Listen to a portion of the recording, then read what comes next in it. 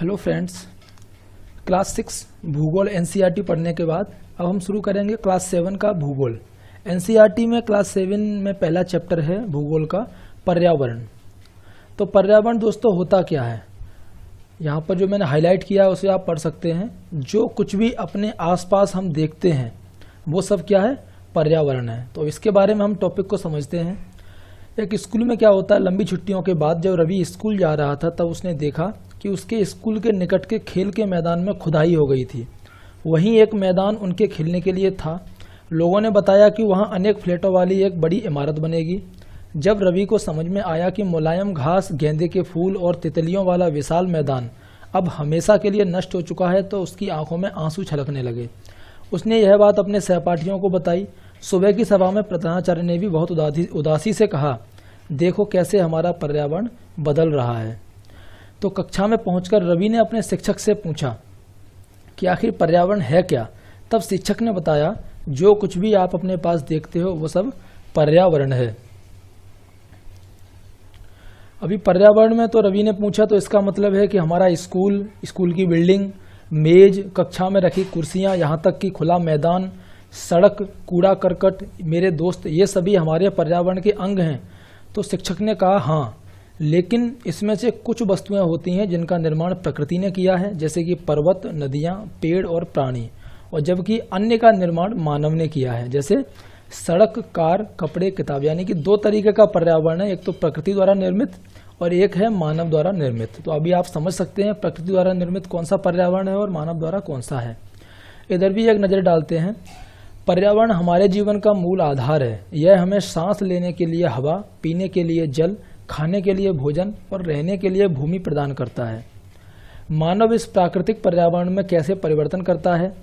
Car का धुआं वायु को प्रदूषित करता है, पानी को पात्र में एकत्रित किया जाता है और भोजन को बर्तनों में परोसा जाता है, और भूमि पर कारखानों का निर्माण होता है।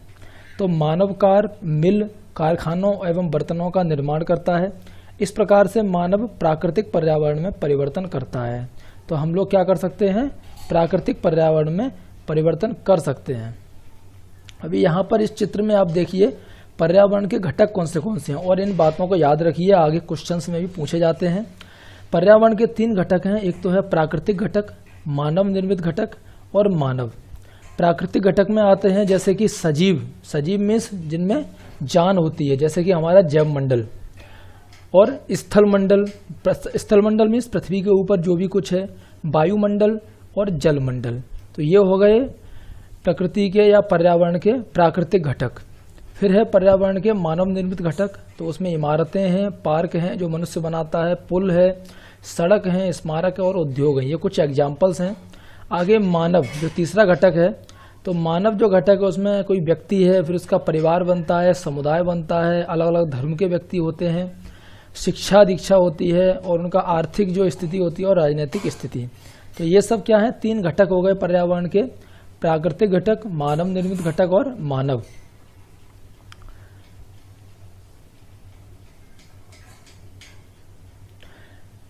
किसी भी जीवित प्राणी के चारों ओर पाए जाने वाले लोग, स्थान, वस्तुएं एवं प्रकृति को पर्यावरण कहा जाता है। पर्यावरण किसे कहा जाता है, किसी भी जीवित प्राणी के चारों ओर पाए जाने वाले लोग, स्थान, वस्तुएं एवं प्रकृति। तो अगर आपको अपने आसपास का पर्यावरण देखना है तो आपके आसपास क्या घटित हो रहा है वो सभी क्या होता है, पर्यावरण है। पर्यावरण प्राकृतिक और मानव निर्मित परिघटनाओं का मिश्रण है। प्राकृतिक पर्यावरण में पृथ्वी पर पाई जाने वाली जीवी और अजीवी दोनों परिस्थितियां सम्मिलित हैं। जीवी मीन्स सजीव प्राणियों का संसार, जैसे कि पादप और जंतु। तो यहाँ पर आपको एक क्वेश्चन और बन जाता है कि जीवी जो पर्यावरण है उसके कौन से प्रकार हैं या घटक हैं। तो वो है पादप है और जंतु हैं जीवी पर्यावरण में, जीवी प्राणी जो होते हैं। और अजीवी यानी कि निर्जीव में जैसे कि जमीन, हमारी जमीन में जो भी कुछ निर्जीव चीजें हैं वो सब होती हैं। पर्यावरण जो शब्द है उसकी उत्पत्ति हुई है फ्रेंच शब्द इन्वायरोनेर या फिर इन्वायरोनेर, जिसका अर्थ होता है पड़ोस। तो उसी शब्द से, इन्वायरोनेर से उत्पत्ति हुई है इन्वायरमेंट यानी कि पर्यावरण की। अभी बात आती है प्राकृतिक पर्यावरण। प्राकृतिक पर्यावरण मीन्स भूमि, जल, वायु, पेड़ पौधे और जीव जंतु मिलकर प्राकृतिक पर्यावरण बनाते हैं, यानी कि जो चीज़ें प्रकृति द्वारा दिखती हैं, प्रकृति द्वारा बनाई गई होती हैं, उन्हें बोला जाता है प्राकृतिक पर्यावरण। अभी जैसे कि आपको पहले मैंने पढ़ाया था क्लास 6 की भूगोल में, स्थलमंडल के बारे में, जलमंडल के बारे में, वायुमंडल के बारे में और जैवमंडल के बारे में। तो उसके अलावा पृथ्वी की जो परपटी होती है, परपटी मीन्स पृथ्वी का ऊपर का भाग, उसी के ऊपर जो चीज़ें होती हैं वो सब स्थलमंडल के अंडर आती हैं, यानी कि पृथ्वी के ऊपर जो भी चीज़ें हैं। तो उसमें क्या क्या होता है, चट्टानें भी होती हैं, खनिज भी होते हैं और मिट्टी की पतली परत होती है, यानी कि परपटी काफ़ी पतली होती है पूरी की पूरी पृथ्वी के कंपेयर में।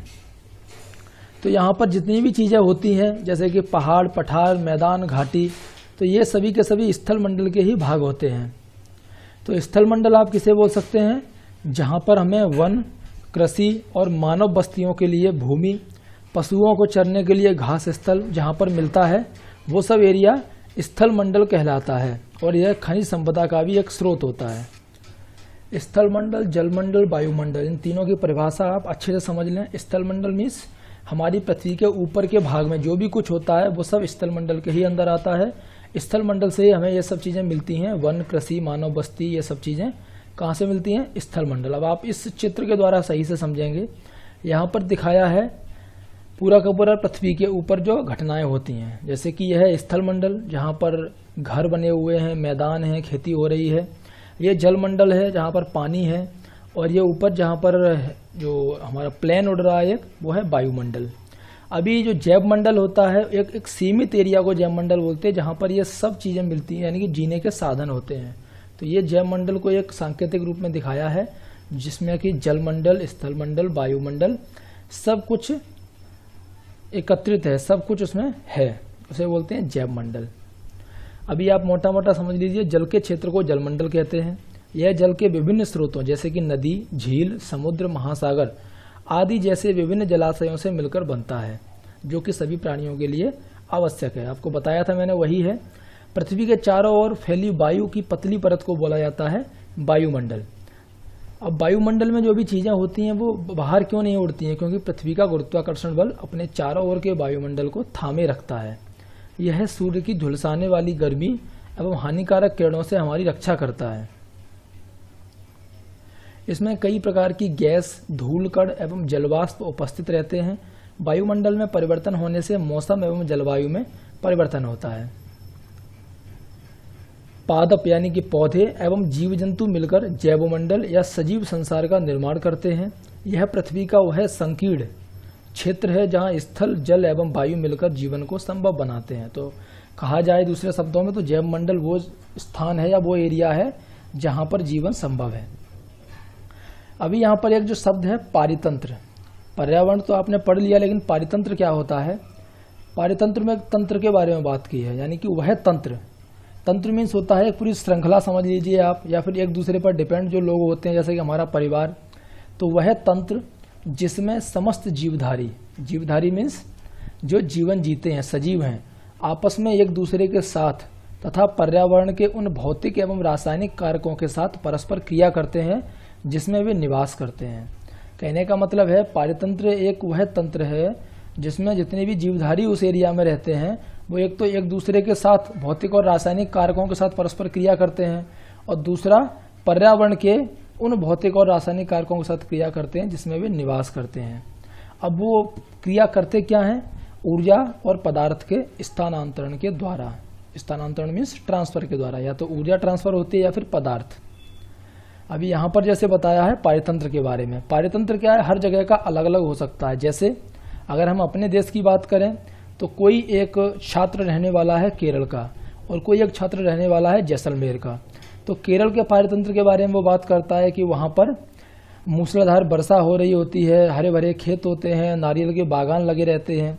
और जैसलमेर वाले की बात करें तो वो बोलता हमारे यहाँ वर्षा होती ही नहीं है और दूर दूर तक केवल कीकड़ एवं रेत ही नजर आता है और वहाँ ऊँट मिलते हैं।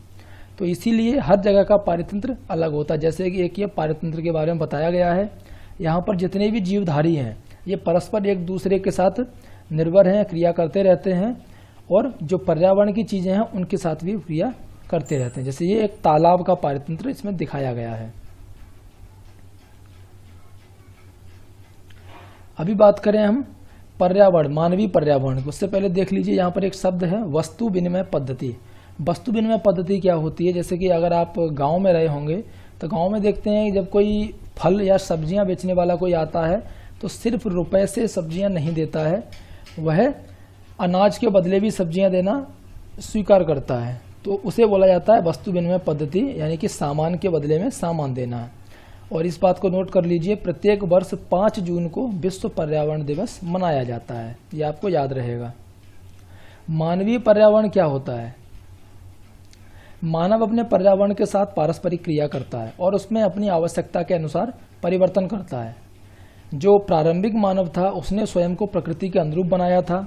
उसका जीवन बहुत ही सरल था और अपने आसपास की प्रकृति से उसने अपनी आवश्यकताएं पूरी कर ली थी, लेकिन समय के साथ बहुत सारे परिवर्तन बढ़े, आवश्यकताएं आईं और मानव ने पर्यावरण के उपयोग और उसमें परिवर्तन करने के कई तरीके सीख लिए। तो मनुष्य ने फसल उगाना, पशु पालना और स्थायी जीवन जीना सीखा। पहिए का आविष्कार हुआ, आवश्यकता से अधिक अन्न उपजाया गया, वस्तु विनिमय पद्धति का विकास हुआ, व्यापार आरंभ हुआ और वाणिज्य का विकास हुआ। तो ये सभी परिवर्तन मनुष्य ने पर्यावरण में किए। औद्योगिक क्रांति से बड़े पैमाने पर उत्पादन प्रारंभ हो गया, परिवहन तेज गति से प्रारंभ हुआ और सूचना क्रांति से पूरे विश्व में संचार सहज और द्रुत हो गया। तो यहाँ से आप अब समझ सकते हैं कि मनुष्य ने अपने पर्यावरण में कितना परिवर्तन किया। अभी यहाँ पर कुछ क्वेश्चंस हैं इस चैप्टर्स के रिगार्डिंग। पारितंत्र क्या है? तो पारितंत्र जैसा कि आपने बताया था वह तंत्र जिसमें सभी जीवधारी एक दूसरे से और प्रकृति के सभी जो साधन होते हैं उनसे पारस्परिक क्रिया करते हैं, उन पर जो उसमें रहते हैं जिसमें वो जीवन संभव है या जिसमें वो जीवन निर्वाह करते हैं, तो वो बोला जाता है पारितंत्र। जैसे आपका घर आपका एक पारितंत्र हो गया। प्राकृतिक पर्यावरण से आप क्या समझते हैं? प्राकृतिक पर्यावरण क्या होता है?